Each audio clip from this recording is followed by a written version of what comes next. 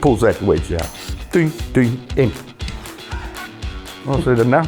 In the bunker. If Caddy has a travesty, everybody else just dines out on it. They love it, don't they? Somebody else is playing it, somebody else is gaining it. They love it. I fucking got it right here. No, well, we're on the range, and we're even on the right-hand side of the range. Oh, so you're at the golf course? Oh, yeah. I'm like, Chipper. He's like, shut the fuck up. Bob Hank, near the Portmarnock than Troon. I mean, we're only a couple of weeks away now from the Open Championship. I think we've all had some experiences around the famous Royal Troon. I mean, what's your take on? I actually played there May of last year. We had a boys' golf trip from home, and they've tweaked a few little bits. And then a couple of the lads went about a month ago, I believe, and the rough is knee high. Oh, really? Because it's been hammering down in the UK.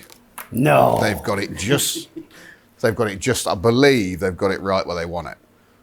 So, like, for example, we played last year, was it Hoylake? Yeah. Which is a great course, but it had been a really dry summer. Correct. There wasn't enough rough. So we played with that Wyndham Clark on the Saturday. And on the back nine, the wind's in out the left, but there was no real rough on the lefts. But you're supposed to play this way. So he was just whistling driver, and fair play to him, it was a genuine tactic, but you were supposed to hit a 2-iron, or you could hit driver, but you're going to go, you hit 2-iron that way and a 5-iron up. Well, he was whistling driver 9-iron in the middle of the rough. Well, that won't be an option. No. Unless you're at the fairway, of course, and fair play to you. But from what I'm hearing, they've got it right where they want it. We need a bit of wind, otherwise they'll murder it. What's your But even take, with Terry? rough. I like the golf course, but I've never done any good round there. Missed the cut the last time the Open was there. You done any good round there, Lordy? I can't remember, lad. I'll bring up his heartbreak stories. I said, didn't he have a chance there with Clarkie? Clarkie were tied for the lead in the last round on the second tee. Bob Hank, near the Portmarnock than Troon, over the Irish Sea. I thought that was Lytham. No, There. Troon, and he's second. They're the hardest things, aren't they, when you go close? There's one thing you get about close Troon, and it don't come off. and it's that. Right, so we played Oakmont, the US Open 2016. On the Saturday, the 8th hole, par 3, was 300 yards. I remember that. I mean, pathetic. Yeah. Do me a favour. I mean, it's my biggest bugbear is long par 3s, zero character. And then you get here. 100 yards? On the Saturday, it was 99 yards. There it is, 99 yards. And you're having to chip a little 9-iron, it's howling into your left. They're making triples and 7s and all sorts, because guess what, that red line says it all, discipline, play for 10 yards on. As soon as you go past that, you're in the coffins either side, you're making doubles, triples. Bob Watson made an 8, I think. What an iconic hole. Well, that's going to be, for me, one of the key holes. Because I remember that one year, I think we had 128. It was in 2 off the right, you know. And he's going, I'll chip a 9. I said, listen, it's not hurting like you think it's hurting. Slams it in the bag. Pulls that wedge out. Ding, ding, in. What's it now? In the bunker. In all. I went, he goes, you were lucky, weren't you? It was only just enough. But I mean, what are the key holes you think? Well, if I said to any of you, name your best par 5s in the world, let alone at Troon, I bet none of them's more than an 8 on. Par 3. To back up what Billy was saying there. Par 3s, sorry. Par 3. What did I say? Par Par 5s. 5s. But yeah, be a big 8-iron. Bryson DeChambeau might be able to do it. But Well, they would, wouldn't they? If I said name 5, you'd never have a hole that was more than 160, 170 yards. Yeah. That Royal Melbourne, the 10th, is it on the composite? Well, you're in wedge and you know It's wedge 9-iron and it's 2 or 5. Yeah. But if you hit a proper shot, no problem. But that's an iconic hole, that 8. The postage stamp for me is... The back 9 at Troon, when we played it in May, was totally the opposite wind. It was all downwind, and the back 9 was a doddle. In the Open, it generally comes the other way, and that back 9's all you want. That's the thing about the Opens, though, isn't it? It's how much wind and where it is. That's the only thing that really matters. We all know all these golf courses, but there can be 5 different golf courses in different wind But directions. it can change, Yeah. you know, while you're out there. And in the same week. But it's like when Ernie won at Muirfield. I mean, that Clarkie teed off when it started on that. It was like midday on the Saturday. The morning, you got Thomas Lever, Stuart Appleby and Elkington all teed off early. Went round in 67 or something. Lovely. Afternoon, if you broke 80, you were doing well, weren't you? Because the weather just turns like that. I have to say, I mean, I walked earlier that day to do the pins. I mean, it wasn't a cloud in the sky. No, beautiful. I'm coming in the last few holes, and that cloud is out there. And I'm like, and I'll never forget it. As I came in, it hit. Tiger's come out of that locker room. His eyes were like fucking flying saucers. He's like, what the fuck is going on here? Brilliant. Were you all, I mean, did you all do Birkdale in 08? Yeah. I thought we'd won that week, but I thought Poulter had won that. It blew 50 all week, didn't it? It blew 50. It pissed down the rain. Yeah. I mean, it was dreadful. Different direction every day. It was an absolute nightmare. So what happened on the 18th? Oh, yeah. I knew you were going to. come on, close us out with this one. Yeah, it's classic, isn't it? Right, picture the scene. Been a rough week, like we just said, blowing 50 every day, blah, blah, blah. No different on the last day. I think we're in about it was Norman playing. Norman were playing in the last group with Arrington, wasn't he? He fell away a little bit, but he was That's when he was dating Chrissy Evans. We played in the first 2 days with Carlson. Yeah. Anyway, he's ticking along nicely, Pulse. Off we go. Cut a long story short, we get to the 18th, and he's at a poor tee shot up the right. Can't go for the green, so we've just got to hit it down the left, leave some sort of like 30-yard pitch, 40-yard pitch. So he does that. Pitches it up to about 15 foot. I walk on the green, clean his ball, give me it back. I walk to the back of the green. I ain't read a putt all day. I'd read a couple early in the week, but this particular day he was obviously on it. He was seeing his lines. Hasn't asked me once. So I put the bag down at the back of the green. And I'm stood there. And I'm just looking at the leaderboard, and we're tied for the lead. Arrington's got 4 to play. Now you could argue that 17's a par 5, but we all know in that win. Still brutal. Oh, it was. You made 7 or 8 on it. It could easily go wrong. So I'm stood there generally thinking, Jesus, I think he's won. He might have won the Open here. Whether he makes this or not, he might have won the Open. And he looks up and he goes, Terry, calls me up. Oh, I thought you're joking. You ain't asked me to read a putt all day long. Now you've brought me in for a 15-footer, so that if it don't go in, I've cost you the Open. So of course you got to do your. So I go over and I start to have a look at this putt. He goes, no. He says, I just want to ask you a question. Imagine thinking like this, right? So I said, what?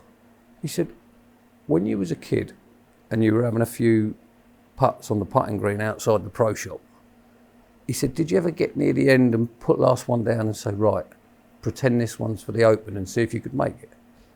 Well, we all did. I said, yeah, of course I did. And he went, I fucking got it right here.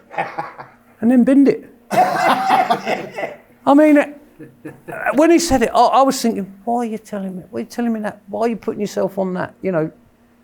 But it just shows how he was wired up. The mentality. He's like, he remembered back to like the practice and thought, well, there you go. I did all that. Now I got it. And just unlucky, unlucky for Poulter and the other way for Arrington. But I mean, he makes that unbelievable eagle on 17. Who's laid up? Well, I didn't find that out until a couple of weeks later. We went to Akron, Firestone for the WGC. And one of the first guys I see is Rowe, his caddy. So I say, hey, Rowe, you know, well done, mate, you know, blah, blah, blah. So I says, unbelievable, 3 on 17, mate. I didn't see that coming in that wind. Oh, he said, yeah. He said, do you know the funny story? He said, we decided on the tee that we were going to play it as a par 5 and just lay up. He said, and we hit 5 wood off the tee. I said, you what? He said, yeah, but it hit a downslope and shot forward 50, so we had another go with another one. Makes it, and I'm like, cheers, thanks for that. Just what you wanted to hear. Yeah. Made it much easier, that. Kick us off here.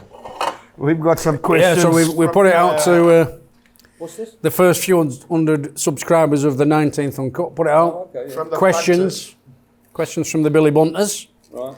We'll go with. We'll throw this your way, Terry.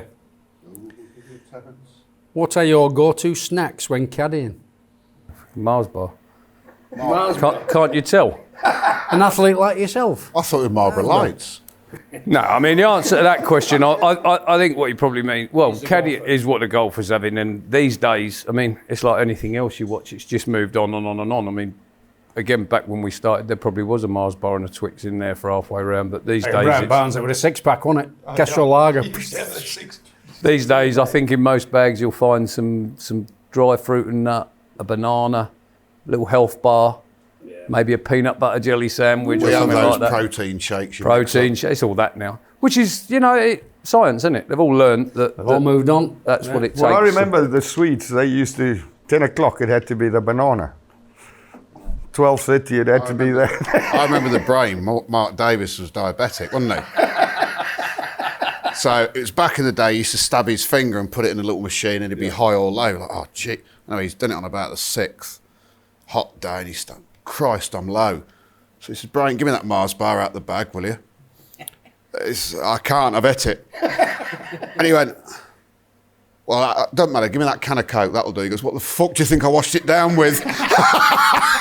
He's heading to a diabetic coma, the lad. the brain was a belter, wasn't he? Yeah. Let's see what we got. Yeah. Go on, Rick. Billy, what's the hardest part of being a caddy? The hardest part about being a caddy is whinging golfers moaning about something that they try to pin it on you and you know it's not your fault. Just admit you've hit a shit shot. It does my head in. And it's not, I'm not naming any golfers, but pretty much, as we all know, they're all the same. They're all different levels of psychopaths, aren't they? Let's face it. Some are more psychotic than others, but yeah, getting a bit of a rap when you don't deserve it. And being a Yorkshire Terrier, I just can't help myself. It just comes out now and again. I have to fight back and shout at myself, and that's why I've been sacked a few times, I guess.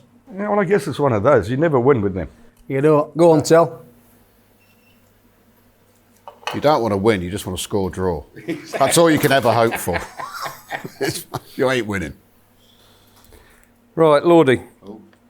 What are the strangest superstitions you've come across from players? Numbers of balls is one. Yeah, we've all got that. Poulter would never play a 3. Else would never play a 2. Said he would never play a 3. Stenson won't have a 4. Stenson He what? won't have a number 4. Right. Which I don't know why, but Por favor. I don't know, but I've got hundreds of Titleist 4s. Maybe he had a 4 putt somewhere. Yeah, he won't have 4s. Ernie won't play a 7 then. I was not there. I was not guilty. I was not there. The shirt Henrik won the opening. I've got the same shirt. It's not the shirt he won it in. But a couple of times when we're not there since then, I've always travelled with it, and I just bring it out for special occasions. And he'll look at you, and he'll go, huh. Now we've lost handsomely since, but it's just a little thing. Yeah. Nice. When I first started working with Poulter, he said to me, he said, you just need to know, so that you can say anything you want. He said, I've got no hang-ups. He said, I don't have any superstitions or anything like that. He said, so, this is before we even ever get going. I said, oh, okay, that's good, yeah. We'll get to the first tournament, and he says, right, I only ever have 3 tees in that right pocket. I'll only mark my ball with a 10-pence piece. I won't play number 3. I said, I thought you said you didn't have any fucking superstitions. Mark McNulty used to have 1 tee in his pocket, just 1. Yeah. And I used to carry the rest in the bib. Yeah, they're funny, aren't they? There's some I strange think ones. If Billy had a superstition, he'd have to have a Tom Kite before he got to the first tee. I mean, that's a given. Oh, the other one Poulter is, when you put your ball down, when you're putting and you mark your ball, you see that these days a lot of players, they like the line on the ball and they line that. He's got to look at pure white. He can't see any of the logo, any of the markings. He has to get it so that when he's looking down, just seeing the dimples. Completely to white. To be fair, that's how I put. Is it? Not as well as him, but... He said, I don't like to see any writing or any colours. He said, I just want to see the white. Good luck with that one. Go on, Lordy, have a go. Billy? No. Ricky. Oh, no, I think I might know what this one is. Who was the most challenging player to caddy for? Oh, was a given. That was a given. You still got them whip marks on your back. No, they're still there. I could have scripted that one. I wonder who it is. All right, out of the 5 of us. Hang on, he ain't answered. Oh, Him. well, we know who it is, don't we? Well, we want to hear why. Don't you? It's not the who, it's the why. Yeah. Who was it, Ricky? Matt McNulty. Well, yeah, I'll tell you what, he was one of them. jumper. He was one of them because he was a complete hypochondriac. You know, I mean, I remember, funny enough, Sun City, I'd gone and done the pins and whatever. And I had a routine that I always did. So I'd finish doing the pins, go for a swim, breakfast, go shower change. Then I'd walk up to the Cascades where he stayed. And I'm dripping in sweat. And I mean, it's 40 degrees outside. Okay. So I bang on the door. And he comes out. Just in boxer shorts and long white socks on. So he's looking at me, he goes, it's a fucking hot out there. It's bloody boiling. It's 40 degrees. So he'd open the curtains. Then he'd go in the wardrobe. And he had like 8 pairs of white slacks. Which ones? That one. They got the big hoops on. Okay. Which belt? No, that one. Which shoes? Those ones. Which shirt do you think? That one. And then you look outside and he says, go in the wardrobe. Cashmere sweater. I'm like, what the fuck's with this? Oh, it always go in the bag, wouldn't it? Carry that round all day. Well, so he come with a cashmere sweater. He's like, it might be a thunderstorm later, you know, it might get a bit chilly. Yeah. I'm like, I ain't fucking carrying that thing around. Give my shag caddy. You carry it. Waterproofs, umbrella. He was a challenge. Okay. They love putting the stuff in the bag when they ain't got to carry it themselves. I remember a Ryder Cup, me and Fooch went down to the range waiting for Poulter and Rosie, and it was hot week. Here they come with a Ryder Cup jumper on. And Fooch says to me, how many shots do you reckon they'll look before they go in the bag? So we have a bet on how many shots. Well, Rosie hit 1 and Poulter hit 3 and both jumpers were in the bag for the day. You know, you could argue the toss either way. They're all a challenge. I mean, else was a major challenge. But I lasted 30 years. You know, I got fired 6 times, but in 30 years. Out of the 5 of us, who has been the latest to a tea time and why were you so late? Well, wee man out of the 5 of us, he's not even fucking shown up yet. Actually, I think I win that one. Go on. Me and Matt Wallace missed our tea time in Dubai not long ago. 4 years ago? Oh, God. No. How the bloody hell did that happen? You read the wrong tea time or something? No, well, we're on the range, and we're even on the right-hand side of the range. Oh, so you're at the golf course? Oh, yeah. 200 yards from the first tee. Not even. 50. Well, you know, we're right on the right corner of the range. First tee's there. And I see the other... You could probably aim saying on the tee Matt Wallace, couldn't you? Well, we were first as well. That didn't help. So, anyway... You've gone to 10? No. Made the cut. Saturday morning. Oh. How have you whiffed that then? We've got this, like, WhatsApp group. And Matt had put on the WhatsApp what time, and it was correct. But for some reason, we all thought it was like 8:09. It was 8:06. So literally, the 50 yards, you're going to go up with 2 minutes to go. Yeah. Problem was, we were already 1 minute late. So we've come off, and you can imagine, like, because the lads have missed the cut as well, but everyone stays to practice. They've all encircled the 18th to give us a standing ovation. And no one was more happy than Thomas. You can see his face.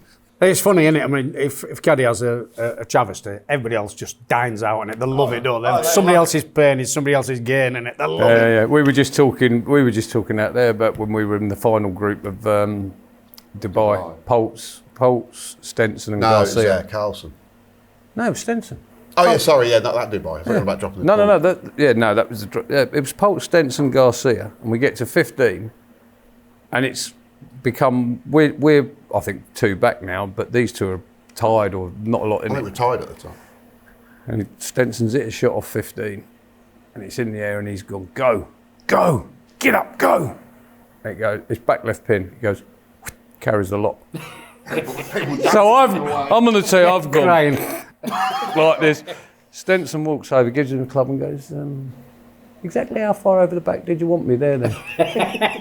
The following year, I'm walking the course on the Monday. First two people I see on the 15th tee, Glenn and Sergio. They look at me and Glenn's like, how's it? He says, what are you doing? I says, I lost a few pound on this tee last year. I have to see if I can dig it back up. Go! Best round you've ever caddied? Henrik, last round of the Open. Without question. Yeah, fair enough. Can't argue with that one. Without question. I always said to him when we were having a crappy day and we were 50th or something on a Sunday, come on, dig in, you might hit a shot that'll be the one when you win your major, because we always say you're going to win one, don't you? I said, you're not going to float around on a cloud and hit every shot perfect. So it's not going to work like that. And it did for him. 63, was it? 64? 63, I think he shot. Right, fair play. Go on, Rick. Okay. He's paying for it now, like he can't hold it from 6 foot, but he could back then. What advice would you give to someone who wants to get into caddying? I get asked that question about 10 times a month. A lot harder now than it was, isn't it? Yeah, I mean, when I started caddying here in 1981, and it were like, there were probably 30 or 40 regular caddies, because guess what? There were no money in the game. You started travelling, you lost money. You did it for the love of the game and do a bit of travelling and learn a bit about, to play better yourself. How do you get into it now? Well, now you've got ex-tour players caddying. Yeah, exactly. You got girlfriends, brothers, whatever. The money's gone new since the chosen one came along. The only way I'd say is like, you've got to get out. You've just got to get out there.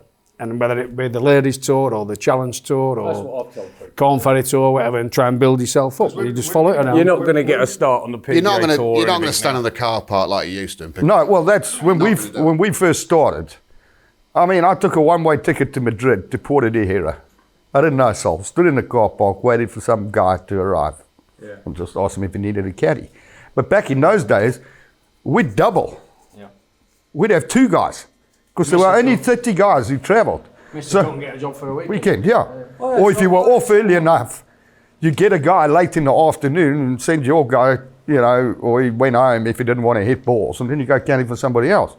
But it's a completely different game now. I had someone ask me not long ago, and I just said, look, you're not going to get a job anywhere else. I said, you've got to go out and start on the Ladies European Tour, learn your trade, and go on from there. Next question.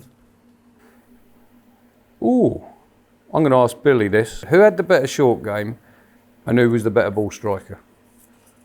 Tiger Woods. Short game, Sevy. Tiger Woods is the best you've ever seen for that 10 or 15 year period. He was the daddy. Unplayable. I always tell it's like, you look at the world rankings now, Scotty Scheffler, John Rahm, Rory McIlroy, whoever it is, the world number one is normally around, their average world ranking points will be about 11, maybe 12. Tiger Woods in the year 2000 with 36.3 or something. I rest my case, Your Honour. And he didn't have the elevated points that the Americans have got now. At one point, I remember in Dubai at an interview, at one point there was a bigger gap between Tiger and Phil that was number two. Correct. Than number two and 500 in the world or something. Tiger was 36 and Phil were about 10. It's crazy, isn't it? He was 3 times better than the second best player in the world. And he was, we all know he was. He was the chosen one. I was the most fortunate person on the planet because I had the front row seat for like 15 years. So did I. The amount of times we played with him. I mean, geez. Yeah, we got paired with him a lot while he was. And he changed the game for all of us. Caddies, players, without a shadow of a doubt. They should have a portrait above the mantelpiece and bow to him every morning. Best recovery shot you've ever seen? Oh, it's obvious. It's over there on that wall. I've seen the picture. Yeah, I mean, it's, Crans Montana. Crom Montana, 1993, Seve Ballesteros behind the wall. No shot whatsoever. I asked him 4 times to chip it out sideways. Why I listen to you, you son of my bitch? Why you put doubt in my mind, you son of my bitch? Why I listen to you? And he's like, just chip it out. You're not Paul Daniels, just chip it out, will you? And he sent me away, gave me that, and pulled off the greatest shot that's ever been played and chipped in for birdie. I'm going to tell you a quick story here. World Match Play Championship. So Elsa's game for the record, to beat Seve and Gary Player's record. Seve was on-course commentator. I think it was BBC in those days. He was hitting the odd shot after they'd gone through as well, the putts and the chips, I remember that. Els hits it in the woods on this one hole.